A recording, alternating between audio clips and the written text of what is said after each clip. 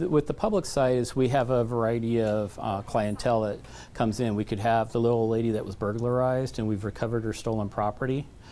And an hour later, it could be the person that was arrested for the burglary coming in for his prisoner property. So it's, you know, again, this high security, we have the bulletproof glass. The officers will go ahead, barcode all their evidence, basically what the evidence is, where they collected it, and then they'll go ahead, secure it into one of these bins. This is a viewing room where detectives can go ahead and they can check out evidence and they can meet with the county attorney, maybe a defense attorney.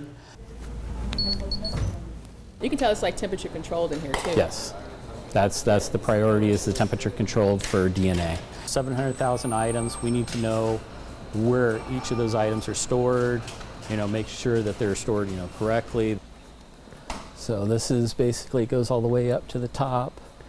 This area is our small storage.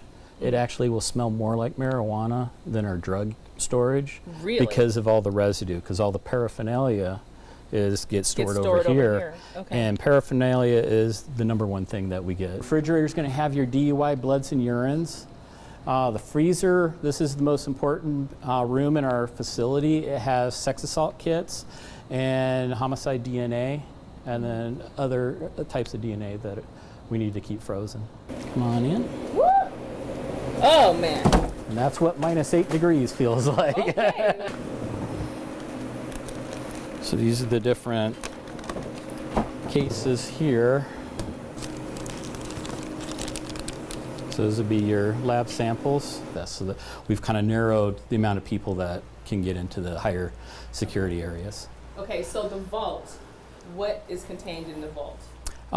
You got money and jewelry, and then we also have high dollar stuff. A couple years ago we had, it was a Peyton Manning autographed Super Bowl helmet. Most of your arson stuff, well, it's going to be gasolines. So we'll have like your mason jars that have the residue from arson.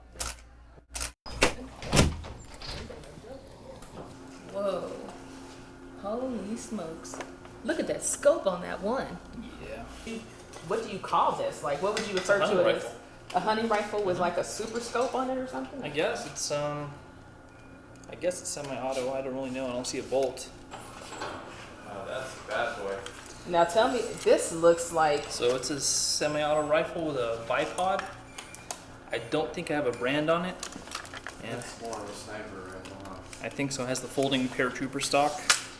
Yeah, we have they zip tie it so we know it's secure, and we have the windows so we can open it up to see that it's secure without actually handling the firearm and getting in chain of custody. It's like cocaine there, and that is not a user amount. That's quite a bit. So we get a lot of like just pharmaceuticals where people are using them. That's crystal meth. And that's what it looks like, just little crystals.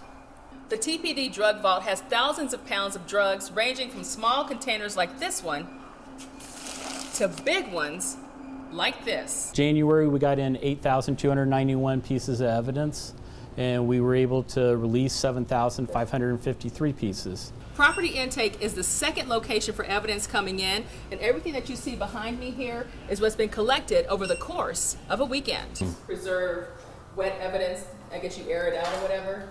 Yeah, it's just the air, those pumps that I just turned off, they circulate air around to dry it.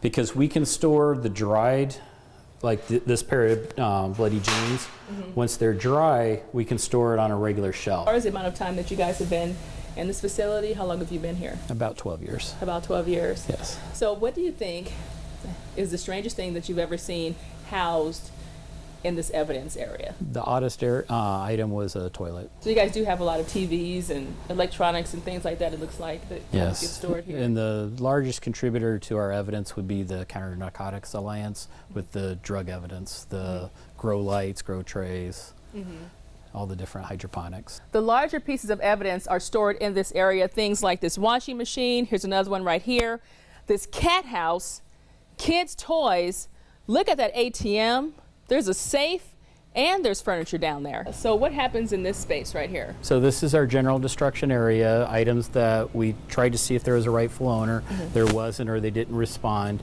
So we'll go ahead and proceed with the disposal process. Okay. Paper and media shred. We'll take all the labels, anything that has personal identifiers, we shred it because we don't want that going out in regular trash. We have bulk metal. These items get picked up by a junkyard, and the city actually will get money off the weight of the metal. If items are going to auction over $25 in value, we send it to Sierra Auctions. And if items are under $25 in value, they go to the charity, which is Casa de los Niños thrift store.